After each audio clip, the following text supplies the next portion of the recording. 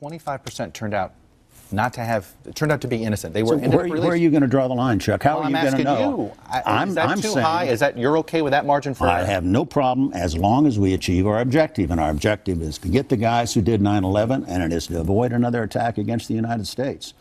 I was prepared, and we did. We got the authorization from the president and authorization from the Justice Department to go forward to the program. It worked. It worked now for 13 years. Mm-hmm. We've avoided another mass casualty attack against the United States. We did capture bin Laden. We did capture an awful lot of the senior guys of al-Qaeda who were responsible for that attack on 9/11. I'd do it again in a minute. Well, that was the former Vice President Dick Cheney talking on Meet the Press with Chuck Todd, and validating, if you will, the torture, the techniques that were used to get information,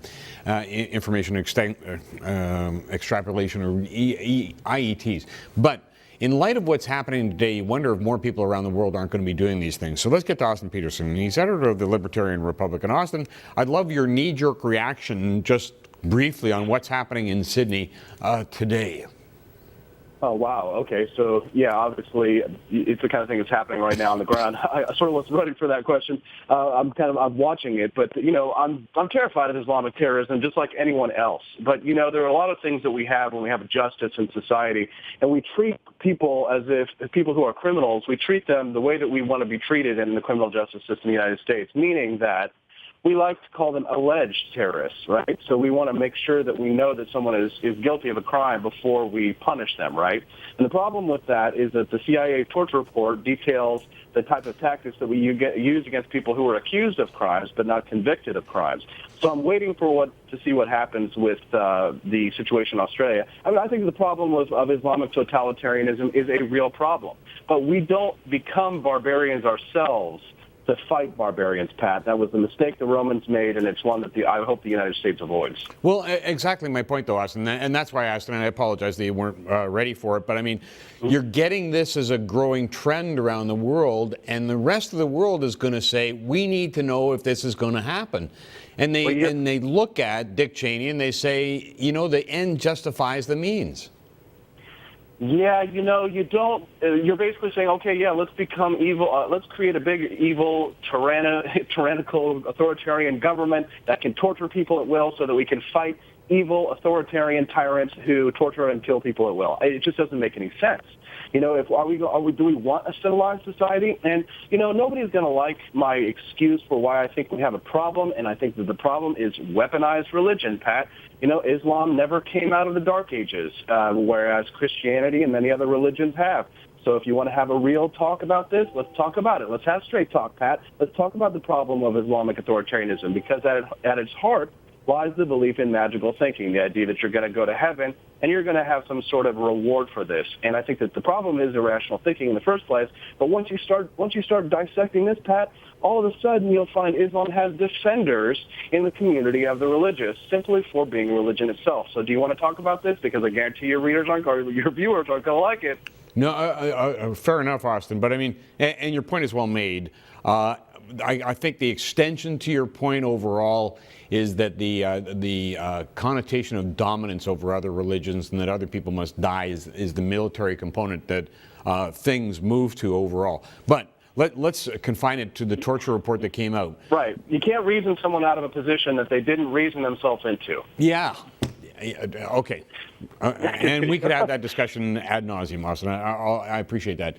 But again, let's go back to this torture report, because you've got people sitting there saying, we got the information we needed at the time to stop further incursion on American soil in this case, but I'm sure you're going to hear it from Australia and other places. Well, the CIA's torture report said that none of the techniques that were used actually provided any actionable intelligence. So if you're trying to use torture as an excuse for why you're trying to stop things like that, look no further than the torture report itself. And yes, Republicans do have a point when they say that this was a political project, because Senator Dianne Feinstein did this because she was spied on by the CIA. So she's trying to get back at them.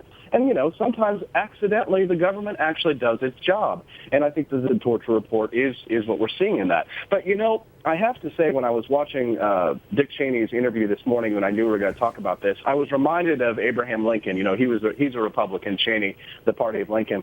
And Abraham Lincoln, when he was talking about slavery, he said whenever he sees someone advocating for slavery, he has a strong inkling to want to see it tried on them personally. And I sort of felt that same way when I watched the interview with Dick Cheney. Oh, interesting analogy. Austin, we got to take a quick break, but I'll be right back to you. But there's this notion that somehow there's moral equivalence between what the terrorists did and what we do, and that's absolutely not true. We were very careful to stop short of torture. The Senate has seen fit to label their report torture, but we worked hard to stay short of that definition. Information extracting techniques, I think, is something that people are talking about as opposed to torture. Let's get back to Austin, though. Austin, here's Dick Cheney saying we didn't torture. What do you think? Yeah. There's only one person in the government, in the high levels of the government right now, Pat, that has actually been tortured. That man is John McCain, and he is one of the biggest critics of the enhanced interrogation techniques that this government used. Why are we listening to him? Why are we listening to Dick Cheney on this? Because he was the vice president? Because he signed off on it? You know, it doesn't make any sense. And I know that this has become a politicized issue, Pat, but it now is the time for good men and women to stand up when we see something wrong going on in our country. And I for one, will not be an American citizen who said, who stood by while these crimes were being committed, Pat, and said that it was okay or that I signed off on it or that the crimes of 9/11 somehow justified the barbarism of our intelligence agencies. Now, I think that this is going to be a good wake-up call for the American people. Now, they seem to be a bit distracted by other issues right now, which makes me glad that Dick Cheney goes out there and sort of blabs his mouth on this one. But I think right now it's time for us to reflect and to take a look at what this has done to not only the Republican Party, but the United States itself. Look at what's happening to the Republican Party, Pat. The neoconservatives are increasingly isolated. And now we see in the GOP the strain of more libertarian Republicans taking a front seat, people like Senator Rand Paul, who have spoken out broadly against this. And I think that, to me, it's a sign of hope because people like Dick Cheney are becoming increasingly marginalized, and people like Senator Rand Paul are increasingly coming to the front. So that's a good thing for the American people. And it's better that we know that this is going on so that we can show how much we detest these tactics, we could put it in our past, and start to have a brighter future. It's interesting. Dick Cheney was widely quoted as saying he'd do it again in a minute, kind of a situation. But I don't know whether the Republicans necessarily own this dialogue because it was President Obama that came from the beginning of his office saying we won't torture, and get these kinds of use these kinds of techniques. No, you're absolutely right. The Democrats, are supposed to be considered the party of civil liberties. Dianne Feinstein, who put the report together, was seen as, now she's a big, she's a big arbiter of civil liberties. This is the woman who wants to take everybody's gun all across the United States. But yes, the Democrats have owned this dialogue, but the Republican Party is increasingly being seen as the party of civil liberties, as we see more libertarian Republicans like Congressman Justin Amash, Thomas Massey, people who are speaking out on this. And people are surprised, I think, to hear Republicans talking on this because they think, oh, well, Democrats and Obama, they're the party of civil liberties because we're talking about minorities. But when we're talking about the issues of terrorism, and we're talking about civil liberties on the ground, and we're talking about how we treat detainees, I think it's the Republicans that are starting to have the moral high ground on this because, again, people like Dick Cheney, George Bush, becoming increasingly isolated. And that could change if we see the election of a Jeb Bush in 2016.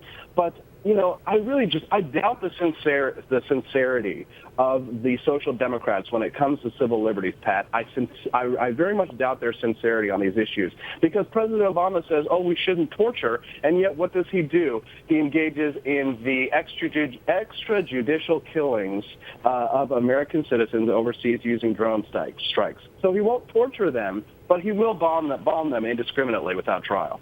Yeah. Do you think things have changed, Austin? Will we see torture in the American future?